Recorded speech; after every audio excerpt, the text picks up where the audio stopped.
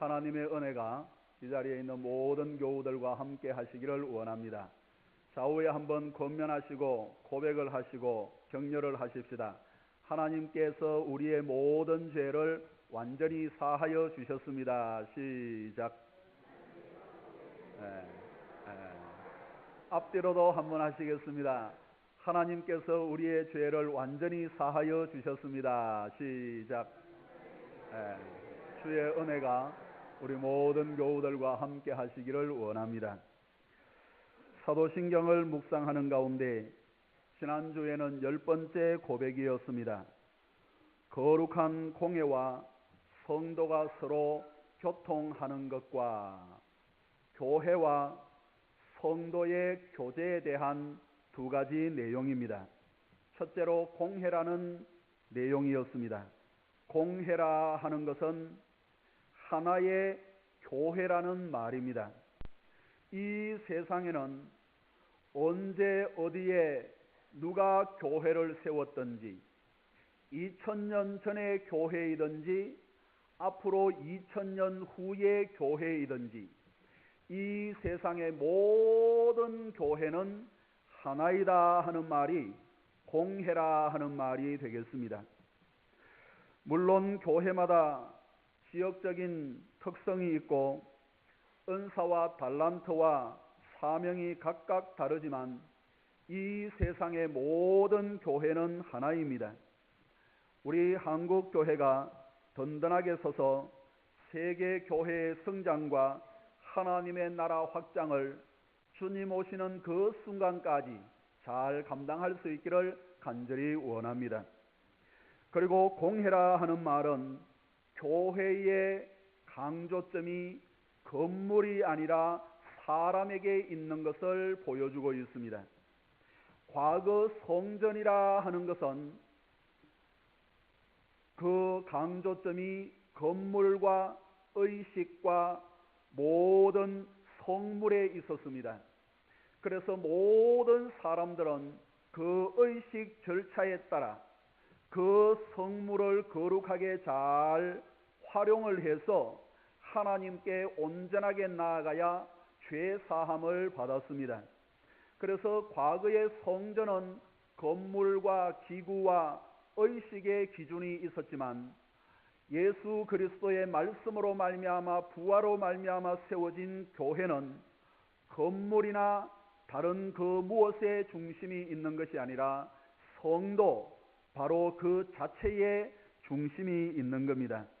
따라서 우리 교회는 건물을 키우는 교회가 아니라 사람을 키우는 교회가 되기를 주의 이름으로 축복합니다. 둘째로 거룩한 공회입니다. 공회는 공회인데 한정시켜 주는 내용이 바로 거룩하다라는 말입니다.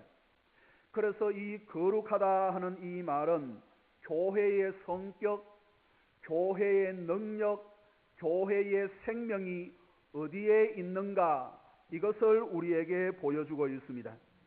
거룩하다 혹은 성결하다라는 이 말은 마치 구약시대 성막을 세우고 성전을 세울 때 울타리를 치고 담을 쳐서 보여준 것의 그 의미를 볼 수가 있습니다.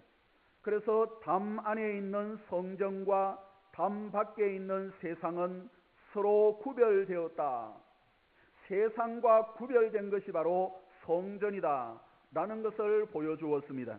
그렇다면 이 세상에 하나님께서 세워주신 우리 교회는 또 성도는 세상과 구별되는 것이 세상과는 분리되어 있는 것이 바로 교회요 성도라고 하겠습니다. 그렇다면 성결과 거룩과 구별이라는 말의 뜻이 무엇이겠습니까?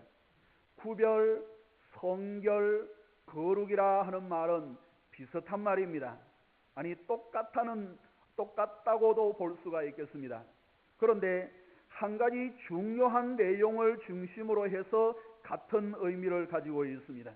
그것은 성결이나 거룩이나 구별이라 하는 말은 하나님께 드려졌다라는 말입니다. 하나님의 것이 되었다. 내 것이 아니고 우리의 것이 아니고 하나님의 것이 되었다라는 말이 바로 구별, 성결, 거룩이라는 말이 되겠습니다. 여기에 있는 모든 것이, 또 여기에 앉아 계시는 모든 성도들이 거룩하고 구별될 수 있었던 것은 하나님께 드려졌기 때문에, 그래서 내 자신도 내 것이 아니에요. 여러분, 교회의 모든 물건들은 내 것이 아니고 교회 하나님의 것이에요. 지금 우리 한국 교회는 이 의식과 고백이 약해져서 몸살을 앓고 있습니다. 70년대, 80년대 교회가 그렇게 크게 성장하고 부흥할 수 있었던 것은 수많은 교역자들과 또 헌신하신 성도들의 아름다운 충성이 있었던 결과입니다. 그러나 지금 교회의 영광이 뚝뚝 떨어지는 것은 과거 아름답게 드려졌던 헌신과 충성이 내가 기여했는 부분이 있다는 거예요. 내 것이라는 의미가 있다는 거예요. 그래서 내가 주장을 하고 내가 무엇을 요구하는 그러한 일들이 교회 안팎에 일어나면서 교회의 영광은 추락하고 교회가 더 힘을 잃어가는 그러한 부분들이 생기게 되는 겁니다. 사랑하는 여러분, 하나님께 이미 드렸다는 것은 나의 것이 아니라 그것은 하나님의 것이에요. 그런데 그것이 내 것이라고 또 내 무엇이 주장되는 부분들이 있다고 한다면 그 거룩은 훼손되고 거룩이 유지될 수가 없는 겁니다. 그 결과 영적인 분별력을 상실하고 부끄러움을 당할 수밖에 없는 거예요. 이후에 주님 앞에 섰을 때 악하고 게으른 종이라 칭찬받을 수가 없는 겁니다. 주님께 이미 드린 헌신과 충성과 섬김을 내가 한 것이 아니요 내가 하나님의 은혜로 그것을 감당할 수 있었습니다 고백하는 곳에 성결의 영이 충만하게 임재하는 겁니다. 이 자리에 그러한 은혜가 함께하기를 주의 이름으로 축원합니다. 여러분들도 가끔 들으셨는지 모르겠습니다만은 저도 여러 번 들은 또 실제 그런 경우들이 종종 있습니다. 과거나 지금이나 교회의 풍금이나 또 오르간이나 피아노는 큰 헌물 가운데 하나에 헌금을 해서 교회에서 준비를 하면 문제가 없는데, 예를 들어 어떤 성도들이 무엇을 기념해서 피아노를 한 대 드렸어요. 그런데 수십 년 동안 피아노를 쓰다 보니까 망가져서 이것을 교체를 해야 되는데 그 드린 분이 내 눈에 흙이 들어가기 전에는 그것을 옮기거나 그것을 바꿀 수 없습니다 라고 해서 피아노를 실제로 바꾸지 못하는 그러한 경우들이 있어요. 이것은 거룩이 아니, 내가 하나님 앞에 드리는 순간, 지난주에 말씀을 보신 것처럼 그것은 구별되어 하나님의 것이에요. 하나님의 것을 하나님의 뜻대로 잘 사용할 수 있도록 우리가 협력하고 기도하고 섬기고 도우는 것이 우리가 해야 할 일들이고, 그러한 가운데 하나님께서 더 큰 은혜를 허락해 주시는 겁니다. 그러한 은혜가 저와 여러분들의 신앙과 삶에 함께 하시기를 원합니다. 셋째로, 성도가 서로 교통하는 것과 라는 내용입니다. 교통이라 하는 것은 교제하다, 연합하다, 결합하다 라는 내용입니다.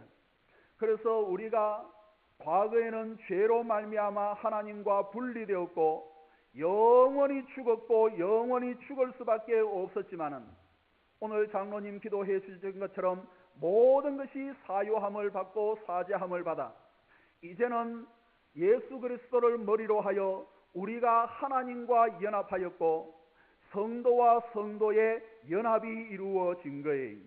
그래서 성도는 머리를 예수 그리스도로 하여 한 지체로서 연합하여 함께 교제하고 함께 결합되어 있는 거예요.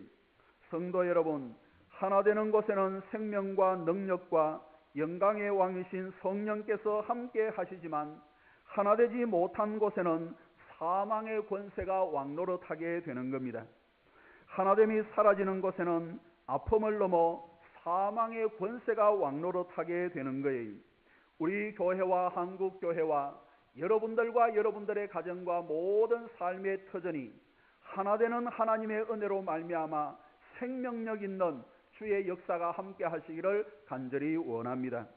오늘은 11번째 고백, 죄를 사하여 주시는 것과 라는 내용입니다. 첫째로 죄가 무엇입니까? 라는 내용입니다.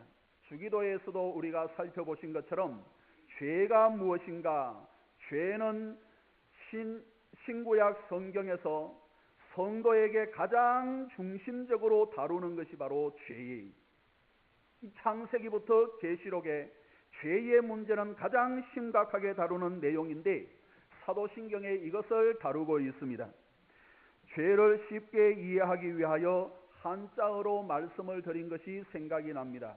우리 문화는 한자 문화가 아니겠습니까? 그래서 죄가 무엇인가 쉽게 기억할 수가 있는 것은 불신, 불선, 불의, 그리고 불법, 이 네 가지가 죄인 거예요.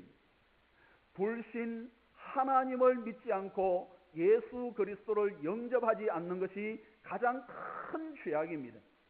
다른 불선이나 또 불이나 이러한 것들은 하나님 앞에 다 사유함을 받을 수 있지만 하나님을 믿지 않는 것은 그 어떤 하나님의 은혜로도 사유하심을 얻을 수가 없는 거예요.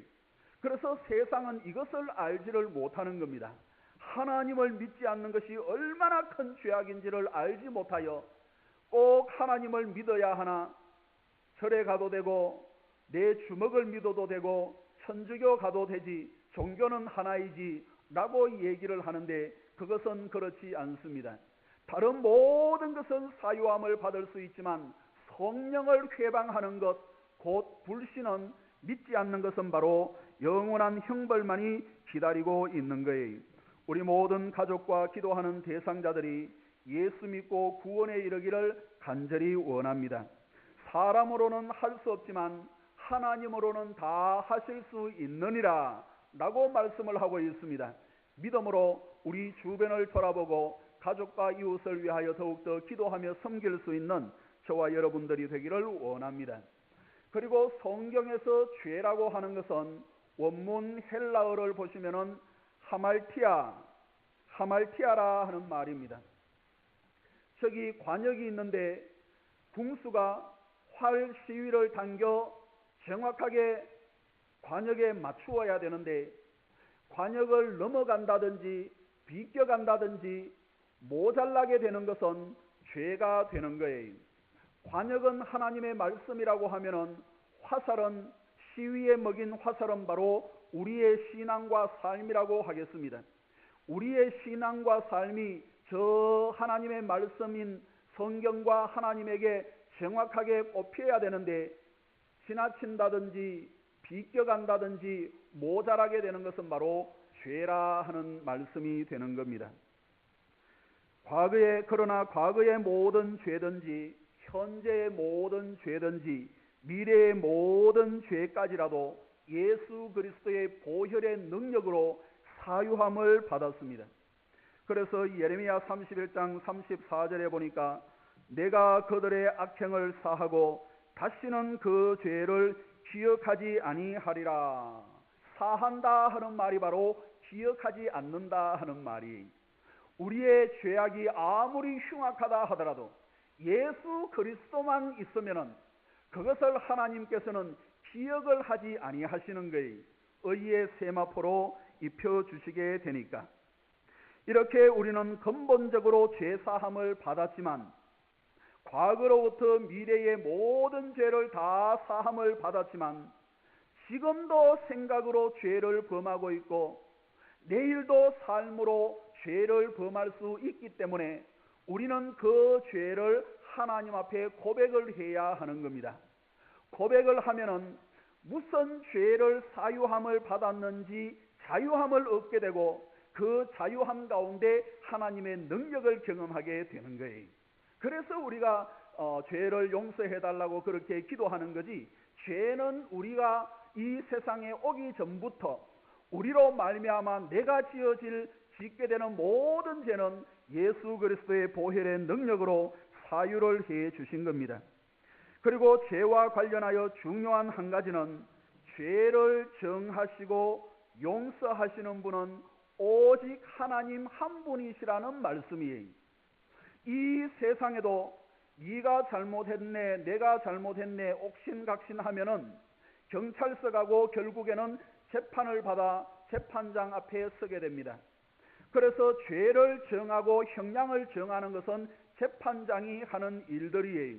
마찬가지로 하나님께서 우리를 창조하시고 우리를 피조물로 삼아 주셨기 때문에 창조주 하나님께서 죄를 정하시고 형량을 정하실 수 있는 거예요.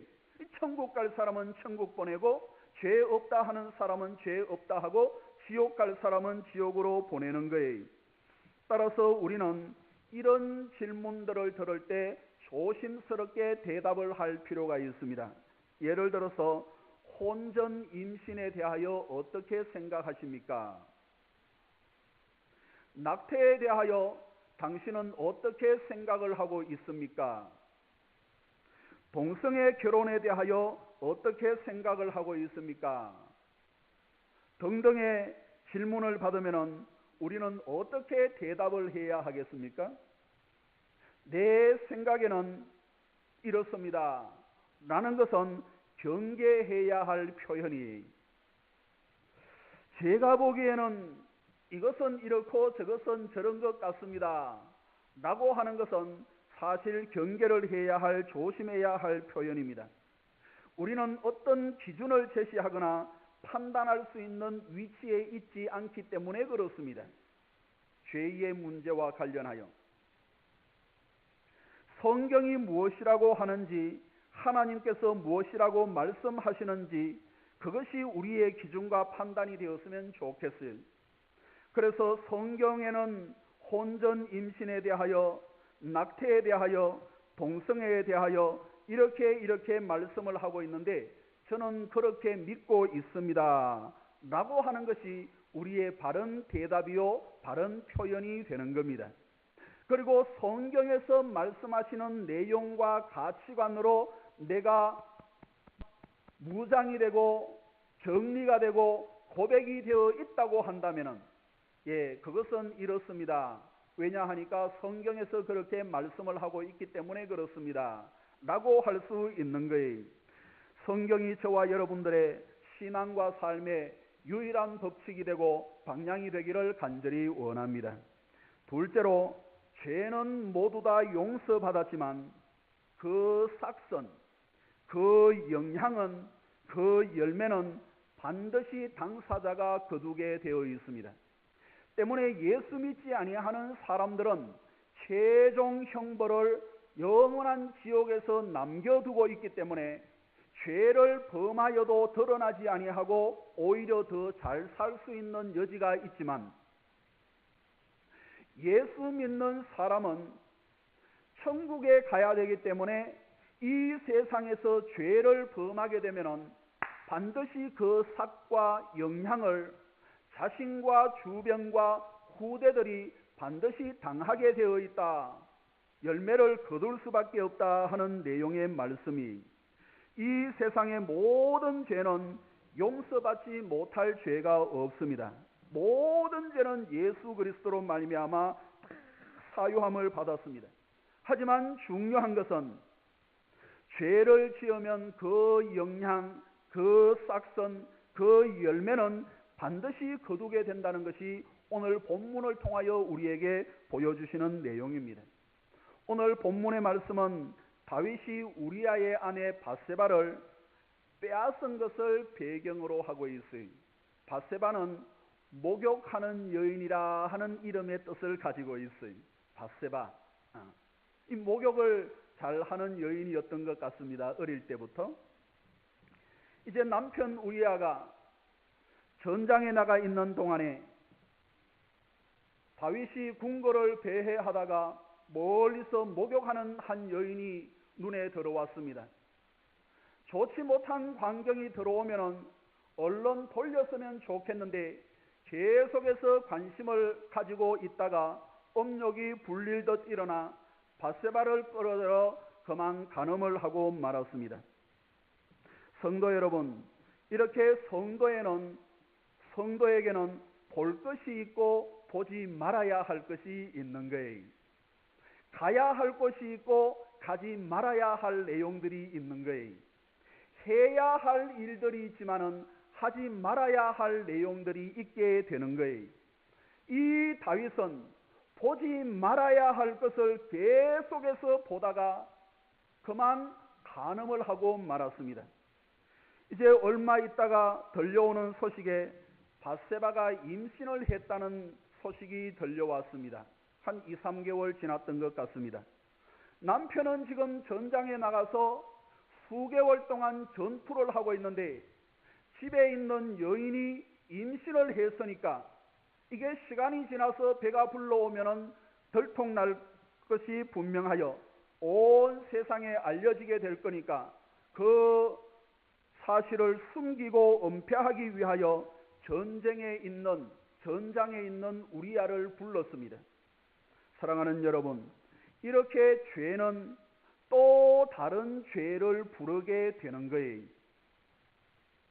회개하지 아니하면은 그 죄를 숨기고 은폐하기 위하여 더 많은 죄를 범하게 되어 있는 겁니다. 한 가지 거짓말을 숨기기 위하여 10가지 거짓말을 해야 한다라는 말이 있는 것처럼 죄는 죄를 부르게 되는 거예요. 혹 우리의 연약함으로 실수와 허물과 죄를 범하였다 하더라도 주님 앞에 온전하게 회개함으로 죄가 죄를 부르는 일들이 없어지기를 간절히 원하는 겁니다. 다윗이 전장에 있는 우리아를 불러 여러 차례 집에 가서 아내와 자면서 동침하기를 권면을 했지만은 3번이나 거절을 당했습니다. 우리 동기들은 지금 치열한 전투 현장에 있는데 내가 어찌 안락한 가정에 가서 잠을 자고 아내와 함께 잠을 잘 수 있겠느냐. 3번 거듭거듭 이렇게 우리아가 거절을 했습니다. 우리아는 이렇게 충성스러운 사람이었어요. 우리아는 참 충성스러운 사람이었습니다. 그래서 역대상 11장의 말씀을 보시면은 다윗을 도와 나라를 세우고 크게 공헌을 한 30명의 용사들의 이름이 쭉 그들의 행적과 함께 기록이 되어 있는데 그 30명의 용사 가운데 우리아라 하는 사람이 딱 들어가 있습니다. 그런 다윗을 도와 나라를 세우고 아주 충성스럽게 일을 하는 용사 가운데 한 사람이었습니다.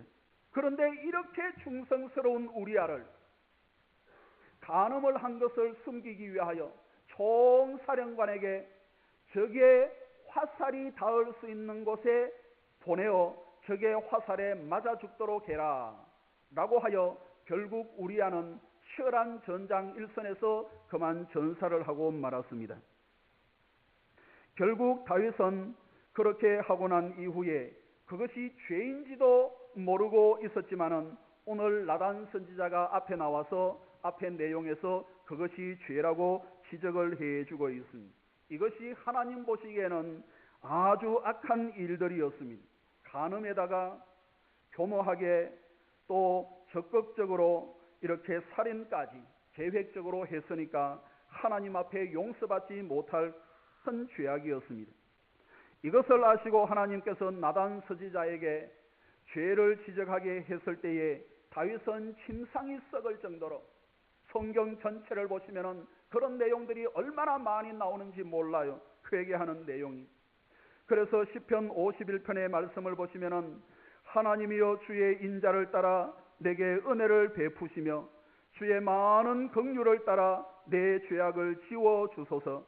나의 죄악을 맑게 씻으시며 나의 죄를 깨끗이 제하소서. 우설초로 나를 정결하게 하소서. 내가 정하리이다. 나의 죄를 씻어 주소서. 내가 눈보다 희리이다. 하나님 앞에 간절하게 그 죄악을 고백하고 간절하게 회개하여 수십일 동안 침상이 썩을 정도로 두문불출하고 하나님 앞에 기도했던 내용을 볼 수가 있습니다. 그것과 관련되어 있는 내용이 오늘 본문의 말씀이 우리 13절의 말씀을 한번 읽어보겠습니다. 13절.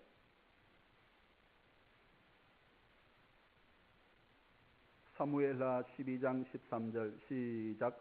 다윗이 나단에게 이르되 내가 여호와께 죄를 범하였노라 하매 나단이 다윗에게 말하되 여호와께서도 당신의 죄를 사하셨나니 당신이 죽지 아니하려니와.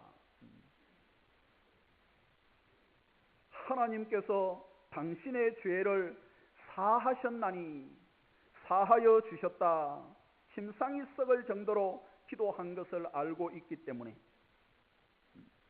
그 내용의 전후 내용이 그렇게 있습니다. 그러나 10절부터는 간절하게 기도하여 회개함을 받고 사유함을 받았지만 10절부터는 그 모든 죄는 용서를 받았지만은 그 죄의 영향, 그 싹과 열매는 이후 계속하여 다윗이 거두게 되는 것을 말씀을 해주고 있습니다. 그 열매가, 죄의 열매가 어두운 그림자로 짙게 그 가정과 가문에 내려앉게 되는 것을 우리에게 보여주고 있습니다. 10절의 말씀을 한번 읽어보겠습니다. 10절 시작. 이제 내가 나를 없인 여기고 햇사람 우리야의 아내를 빼앗아 내 아내로 삼았은즉 칼이 내 집에서 영원토록 떠나지 아니하리라 하셨고, 사유함은 받았지만은 그 열매는, 영향은, 싹선 영원토록 내 집에서 떠나지 아니하리라. 그래서 여러분, 다윗의 혈통에서 예수 그리스도가 나셨지만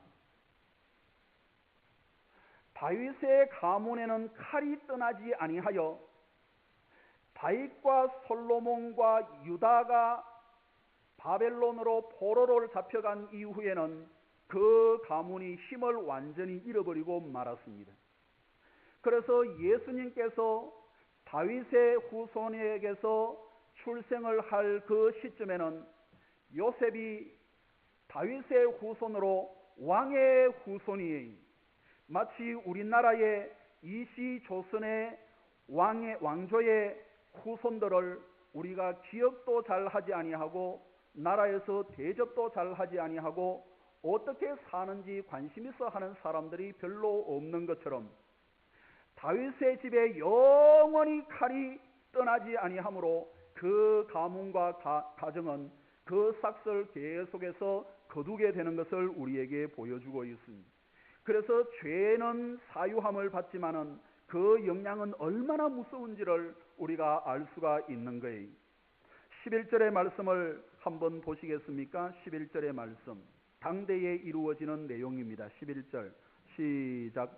여호와께서 또 이와 같이 이르시기를 보라, 내가 너와 내 집에 재앙을 일으키고 내가 내 눈앞에서 내 아내를 빼앗아 내 이웃들에게 주리니 그 사람들이 내 아내들과 더불어 백주에 동침하리라.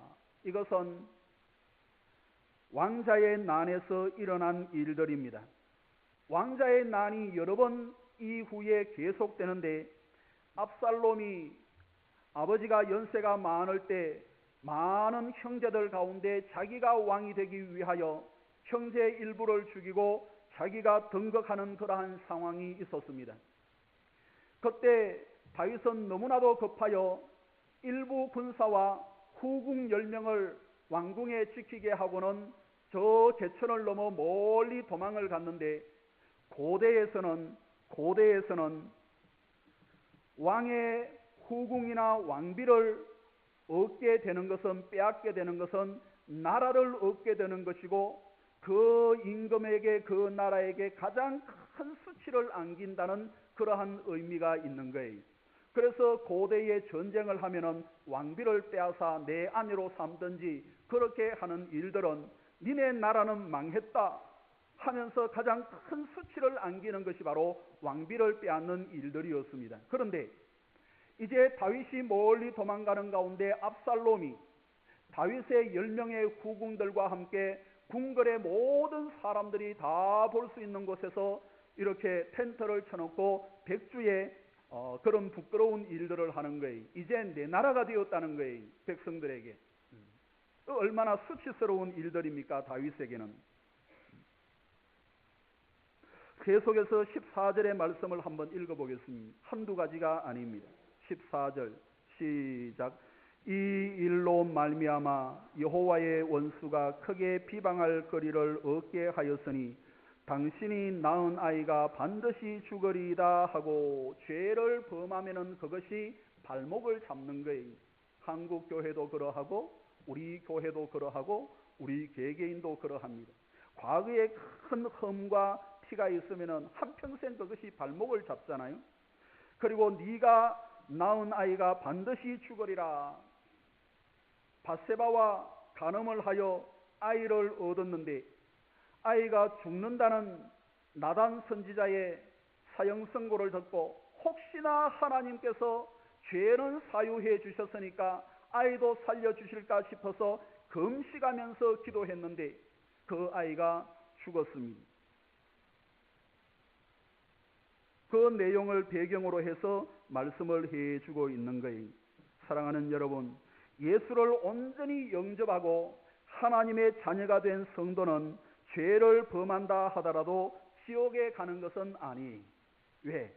이미 과거로부터 미래의 모든 죄는 다 사함을 받았기 때문에. 하지만 그 죄의 열매는 너무나도 쓰리선 결과를 낳는다 하는 것을 우리에게 보여주고 있습니다. 가장 죄라고도 할 수 없는 거지만은 우리 한국 사회에서는 그것을 교회에서 금했으니까 죄가 되는 거예요. 예수 믿는 사람이 술 먹는다고 해서 지옥 가는 것은 아니에요. 술 먹는다고 해서 지옥 가는 거 아닙니다, 여러분. 하나님께서 그것까지도 용서해 주셨기 때문에. 그러나 술을 계속해서 먹으면 그 술 때문에 부끄러운 일들을 당하잖아요. 노아처럼 가정에 큰 일들이 일어날 수가 있습니다. 평생 후회할 일들이 술 때문에 일어나잖아요. 우리나라는 술 때문에 발생하는 사회 비용이 얼마나 많은지 몰라요. 술 때문에 교통사고 나지요. 술 때문에 살인 나지요. 술 때문에 방화하지요. 얼마나 사회적인 비용이 많은지 몰라요. 술 때문에. 그렇다고 술 먹는다고 지옥 가는 것은 아니. 그러나 술 먹는 것 때문에 그 영향이 얼마나 많이 아프고 고통스러운 일들이 많이 있습니까? 우리 모두 죄를 멀리하고 선한 일들에 힘을 쏟음으로 선한 열매를 많이 맺는 칭찬받는 저와 여러분들이 되기를 주의 이름으로 축복합니다. 셋째로, 성도는 죄에 대하여 어떤 반응을 해야 될 것인가? 결론 해당하는 내용의 말씀이 로마서 6장 1절 이하의 말씀을 보시면은 그런즉 우리가 무슨 말을 하리요? 은혜를 더하게 하려고 죄에 거하겠느냐? 그럴 수 없느니라. 죄에 대하여 죽은 우리가 어찌 그 가운데 더 살리요? 죄에 거하겠느냐? 그럴 수 없느니라 라고 말씀을 해주고 있습니다. 습관적이고 의도적이고 계획적으로 범하는 죄는 용서받을 수가 없는 거예요. 거하겠느냐? 현재 진행형입니다. 그럴 수 없느니라, 그럴 수 없느니라 라고 말씀을 하고 있습니다. 진정 하나님의 자녀라고 한다면 지속적으로 의도적으로 계속해서 범하는 죄는 없게 되는 거예요. 왜? 하나님께서 막아주시는 거예요. 다윗이 다윗 될 수 있었던 것은 이후에 다윗은 더 이상 간음을 하거나 살인을 교사하거나 살인을 행하는 일들은 없었습니다. 그러니까 다윗을 하나님께서 축복을 해 주시잖아요.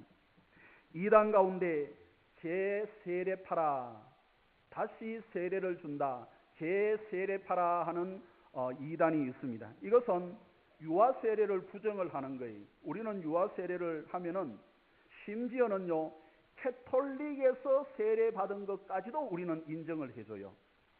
세례는 한 번이기 때문에. 그런데 유아 세례를 인정하지 아니하고 어른이 되어서 다시 세례를 받아야 된다고 주장을 하는 거예요.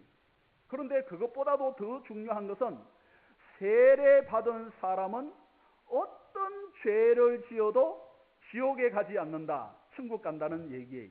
그러니까 마음 놓고 마음대로 죄를 지어도 된다는 것이 바로 이 제세례파예요. 얼마나 많은 사람들이 유혹을 쉽게 당할 수 있겠습니까? 그러나 성도 여러분, 온전한 하나님의 자녀들은 연약한 몸을 가지고 있기 때문에 실수를 하고 허물이 있을 수가 있고 죄를 범할 수는 있지만은 지속적이고 의도적이고 계속해서 반복적인 죄는 범할 수 없는 거예요. 하나님께서 막으시기 때문에.